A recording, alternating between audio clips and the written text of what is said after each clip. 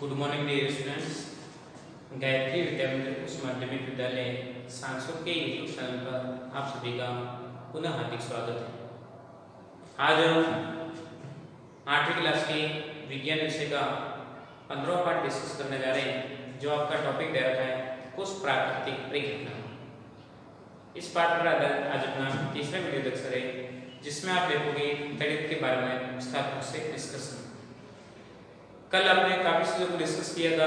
आवेश क्या है, किस प्रकार से उत्पन्न होता है, समान आवेश क्या होता है, अलग अलग आवेश किस प्रकार से अपने सामान्य प्रॉपर्टी प्रदर्शित करते हैं, काफी चीजों का आपने डिस्कशन किया था। तो आवेश के बारे में आप जानते भी कि आवेश समान आवेश क्या था, प्रतिकर्षण, और विपरीत आवेश क्या था, आकर्षण। आवेश दो प्रकार के थे, पॉजिटिव और नेगेटिव। जब समान प्रकार के देखें तो पॉजिटिव के मध्य की बात करें तो इसमें किसी प्रकार का कोई प्रतिकर्षण आकर्षण नहीं उत्पन्न होता है, या नेगेटिव की बात करें तो भी किसी प्रकार का आकर्षण इसमें नहीं उत्पन्न होता है, प्रतिकर्षण प्रभाव देखा जाता है। परंतु विपरीत एक दूसरे क्या होते हैं, अट्रैक्ट होते हुए दर्शाए जाते हैं। तो इस प्रोसेस को आपको कल मैं समझाया था। अब इसी के अंतर्गत आपको एक प्रैक्टिकल के माध्यम से भी बताया जा सकता है कि मान लीजिए प्रयोगता दृष्टि से देखें, कल बताना था परंतु समय अभाव के कारण उसको ओपन कवर नहीं कर पाए, फिर भी देखिए। जैसे मान लीजिए दो गुब्बारे आप लेते हो, गुब्बारा को दोनों को खुला रखा है आपने,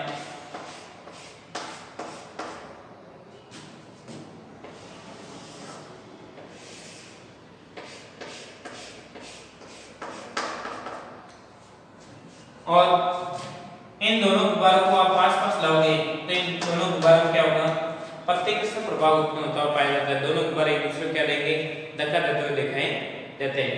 परंतु जब आवेशित कोई प्लास्टिक की इसकी वस्तु इसके पास जिसमें रखते दोनों गुब्बारे मिलते हैं तो गुब्बारे प्लास्टिक के क्या होते हैं, अट्रैक्ट होते हुए देखे जाते हैं। ऐसा प्रभाव क्या होता है कि सारा इफेक्ट, सारा प्रोसेस, सारा प्रैक्टिकल डिपेंडेंट करता है इन आवेशों की परिघटना पर, आवेश अन्वयन क्रिया पर डिपेंडेंट करता है। ये क्या है आपकी आवेश अन्वयन क्रिया।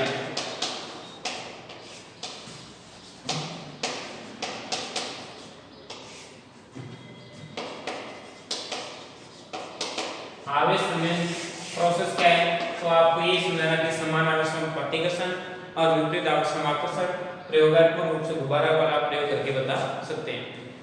और दूसरा वर्ड आपको समझाना ये भी है कि कभी कभार आपके घरों में हाईली करंट आ जाता है या उच्च वोल्टेज की विद्युत सप्लाई हो जाती है, तब उस टाइम में आपके विभिन्न प्रकार के उपकरण जलने का चांस रहते हैं। तो उस दौरान उन उपकरणों को जलने से बचाने के लिए आप घर में क्या बनाते हैं, भू संपर्क पे एक तार या सब को भूमि में डाल देते हैं। ऐसा क्यों करते हैं?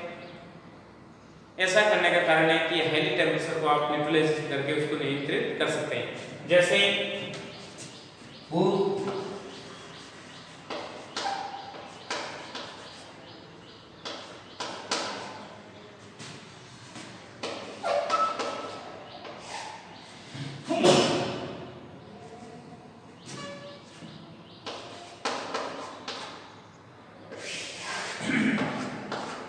इसको लगाने का कारण क्या होता है, जैसे आप देखते हैं घरों में आपके सिस्टम पूरा फिलामेंट व्यवस्थित क्रम में जुड़ गए, जितने भी आपके उपकरण अलग अलग उपकरण जोड़ने थे उन उपकरणों को आपने जोड़ दिया। परंतु जब बाहर से लाइट का वोल्टेज आपका हाई करंट या हाई मात्रा में आपकी विद्युत धारा सप्लाई की जाती है, तब ये अंदर वाले उपकरण खराब होने से बचाने के लिए यहाँ पे क्या लगाते हैं, आप भू संपर्क के एक तार डालते हैं, जिससे हाई वोल्टेज को क्या किया जाता है, नियंत्रित करने में इसकी भूमिका देखी जाती है। क्यों लगाते हैं, तो कारण आपको ये ध्यान होना चाहिए भू संपर्क क्या है, क्यों किया जाता है, भू संपर्कन करने का क्या रीजन रहता है, भू संपर्क करने या भू संपर्क पे तार क्यों लगाया जाता है। तो आपको दिमाग बात रहने से कि आवेश स्थानांतरण के दौरान आवेश स्थानांतरण ये दर ही क्या है, आपकी विद्युत धारा को प्रदर्शित करती है। आवेश प्रवाहित या स्थानांतरण होने की दर या स्थानांतरण होने कि दर ही क्या है, विद्युत धारा को दर्शाती है। इसको दर्शाती विद्युत धारा।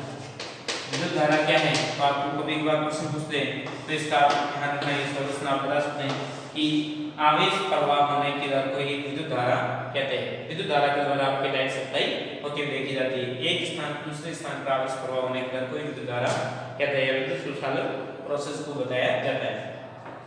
जब विद्युत धारा में हाई वोल्टेज का आपकी करंट घरों में सप्लाई किया जाता है तो अंदर लगे हुए विभिन्न प्रकार के फिलामेंट को जलने से बचाने के लिए भू संपर्कण या भू संपर्क के तार को स्थापित किया जाता है, ताकि अनावश्यक करंट है, अनावश्यक वोल्टेज है, वो डायरेक्ट किसमें सप्लाई हो जाएगा, भूमि में सप्लाई हो जाएगा। उसका करंट कहाँ सप्लाई हो जाता है, भूमि में उसको सप्लाई किया जाता है, ताकि धारा को नियंत्रित किया जाए। और धारा नियंत्रित होने के बाद में आपका करंट क्या होता है, नॉर्मलाइजेशन होता हुआ देखा जाता है। तो अपन बता सकते हैं।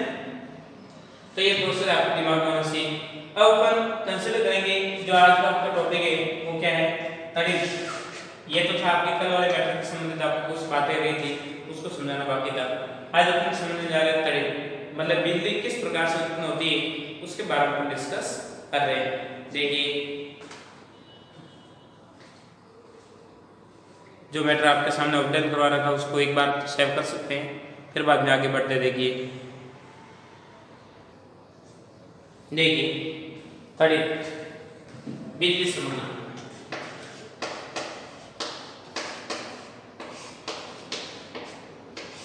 इसके बारे में बात करें तो किस प्रकार से ये प्रोसेस होता है। तो आप जानते हैं कि वाष्पीकरण की प्रक्रिया के दौरान जल वाष्प के रूप में ऊपर उठता है और ऊपर उठने के बाद में जल क्या हो जाता है, संघनन की क्रिया के दौरान आपके बादलों में कन्वर्ट हो जाता है। और बादल जब टेम्परेचर डिक्रीज होता है तब वो वापस बूंदों के रूप में बरसना शुरू हो जाता है और जल की बूंदें नीचे की ओर आती है और वो वायु तीव्र वायु वेग के से टकराती है। टकराव की वजह से उसमें आवेश उत्पन्न होता हुआ देखा जाता है। तो ये नॉर्मली से हम देखते हैं, ये क्या है आपको बता रहे थे, बादल के ऊपरी सतह और अलग अलग सतह होती है। ऊपरी सतह पर क्या होता है और निचली सतह पर क्या होता है, ऊपरी सतह पर पॉजिटिव आवेश पाया जाता है। ये ऊपरी सतह बादल की ऊपरी सतह,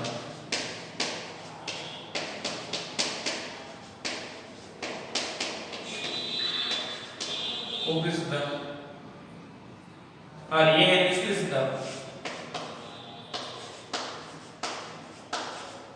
ये बादलों क्या होती है, निचली सतह होती है और इनमें क्या पाया जाता है, आपकी ऋणावेश पाया जाता है।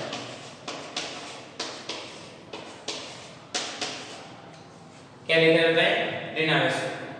जब आपके बारिश के समय धारा प्रवाहित होते हुए देखे, बारिश होती तब ये ऋणावेश का पॉजिटिव आवेश। और भूमि की बात करें, धरातल, ये आपके क्या है, धरातल, भूमि या पृथ्वी।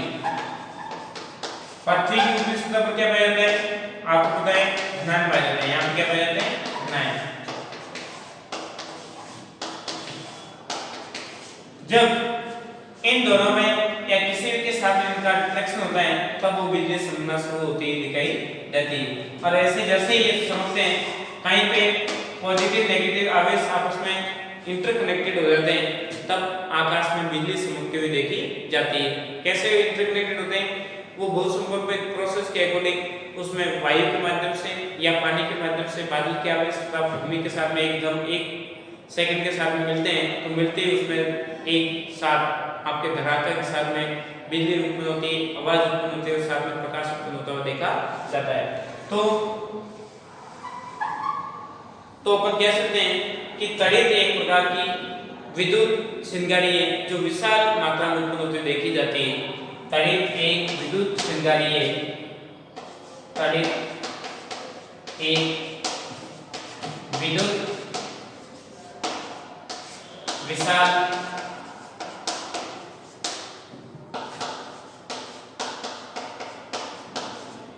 चिंगारी, क्या नाम है। तो विद्युत चिंगारी के समान ही, मतलब ये चिंगारी किन के मतलब तड़ित उत्पन्न होने का प्रोसेस क्या होता है, तो तड़ित उत्पन्न होने का प्रोसेस होता है कि बादल व पृथ्वी पर उपस्थित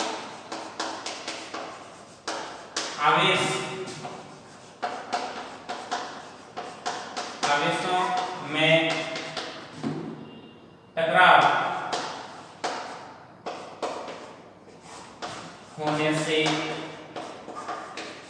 विद्युत उत्पन्न होती है या बिजली उत्पन्न होती है।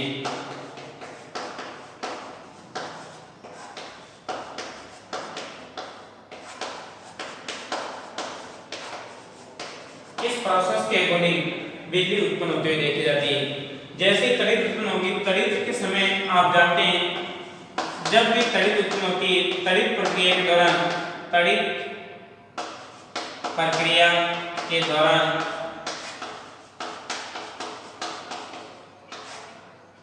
ध्वनि व प्रकाश उत्पन्न होता हुआ देखा जाता है।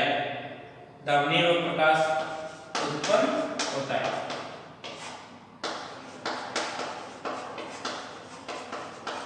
ये जनरली सेंटेंस आपके दिमाग में होना चाहिए। हमेशा आपको पहले क्या दिखाई देगा? प्रकाश। क्यों दिखाई देता है? और फिर बाद में ध्वनि दिखाई देती है, क्योंकि आप जानते हैं प्रकाश का वेग ध्वनि के वेग से अधिक होता है। प्रकाश का वेग ध्वनि के वेग से अधिक होता है।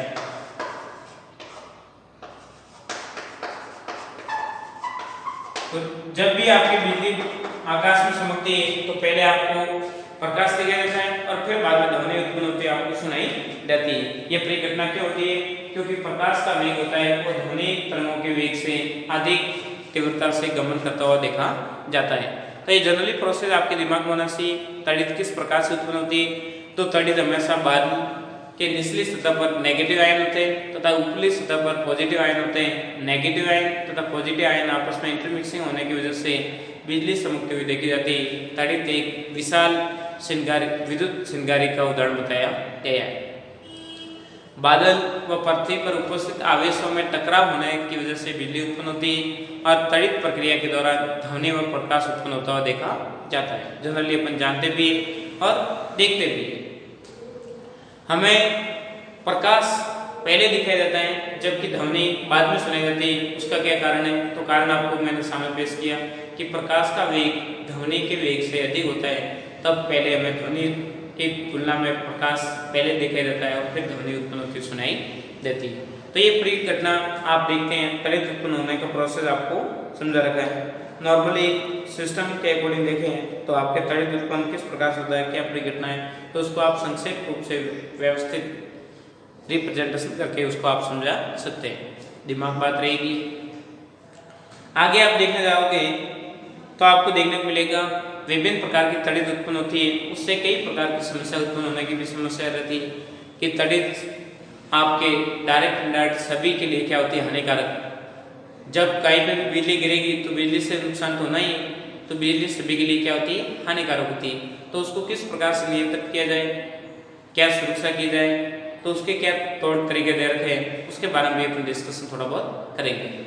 तो देखिए, जो मैटर आपके सामने अपडेट करवा रखा है एक बार उसको व्यवस्थित रूप से सेव कर लीजिए, फिर आगे बढ़ रहे हैं। वो क्या होगा आपके स्क्रीनशॉट देखिए, मैटर को रब करते हुए अपन आगे बढ़ रहे हैं। तड़ित से सुरक्षा के उपाय क्या क्या होते हैं, किस प्रकार से अपन को तड़ित से सुरक्षा करनी चाहिए, उसके बारे में अपन कंसिडर करने जा रहे हैं।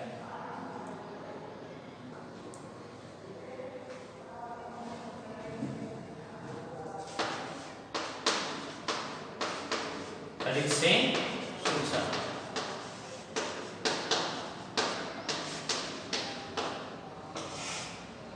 जनरली पहले जमाने में, पुराने जमाने में लोग मानते थे कि बिजली सामग्री इसका मतलब भगवान ने प्रकोप किया है, भगवान रूठ गया हमसे और इसलिए इतनी बिजली चमकती हुई देखी जाती है। परंतु आजकल वैज्ञानिक अनुसंधान के अकॉर्डिंग हमको देखने को बात मिल जाती है कि बिजली चमकना एक नेसेसरी प्राकृतिक परिघटना है। जब आवेश आपस में मिलते हैं और उस दौरान आपके बिजली उत्पन्न होती है, वो प्रक्रिया देखी जाती है। परंतु पहले जमाने के लोग ऐसे मानते थे कि भगवान प्रकोप की वजह से ऐसे परिघटना देखने को मिलती है। तो जनरली अपन बात करें तड़ित से सुरक्षा कहीं पे भी नहीं, पॉसिबल देखें तड़ित कहीं पे भी गिरे और उससे क्या हर स्थान किसी को भी नष्ट करने की संभावना रहती है, परंतु जनरली हो सके जहां तक भी हो सके पॉसिबल वहां तक तड़ित या बिजली चमकने के समय आप घर के अंदर रहे, खुले में नहीं रहे। खुले वातावरण में आपके भू संपर्क में करंट होने की संभावना रहती, भूमि में भी कुछ टाइम में आपकी करंट की अवेलेबिलिटी रहती और ऊपर भी करंट रहता है और कभी भी करंट लगने से आपकी बिजली गिरती हुई देखी जा सकती है। तो यथा हो सके वहां तक सुरक्षा इंपॉर्टेंट बात ये कि खुले में नहीं रहे।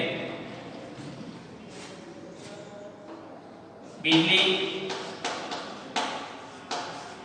चमकते समय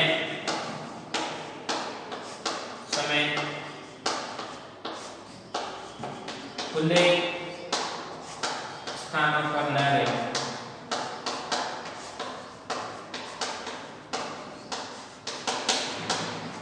ये ध्यान दें, खुले स्थान पर न रहे। कहीं पे भी आपको दिखाई दे वहां पे जाके आप बैठ जाए, घर में रहे।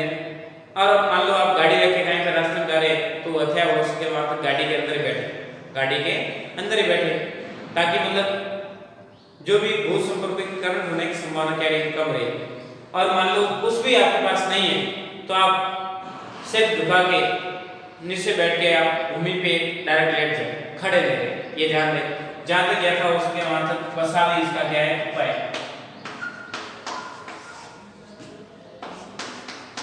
बसा भी उपाय, बसा भी सुरक्षा है।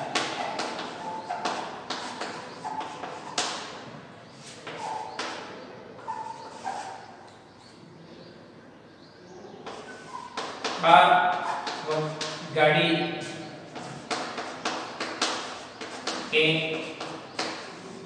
पास दरवाजे बंद करें व खिड़कियां को बंद करें, बंद रखें। यथा हो सके वहां तक कांच व खिड़कियां बंद रखें और गाड़ी के अंदर बैठ के सुरक्षा अपने को प्राप्त कर सकते हैं। ये अलग अलग कंडीशनों के अकॉर्डिंग आप देखते हैं तो बिजली से बचाव कुछ उपाय दे रखे थे, उसके बारे में हमने डिस्कस किया। अब अगले चैप्टर में और तड़ित पर आधारित कुछ परिघटना आपके सामने आएगी जिसको अपन डिस्कस करेंगे और फिर बाद में सेकंड आपके प्राकृतिक परिघटना की भूकंप, उसको भी अपन विस्तार रूप से स्टडी करके आपके सामने मेट्रो अपडेट करवाएंगे।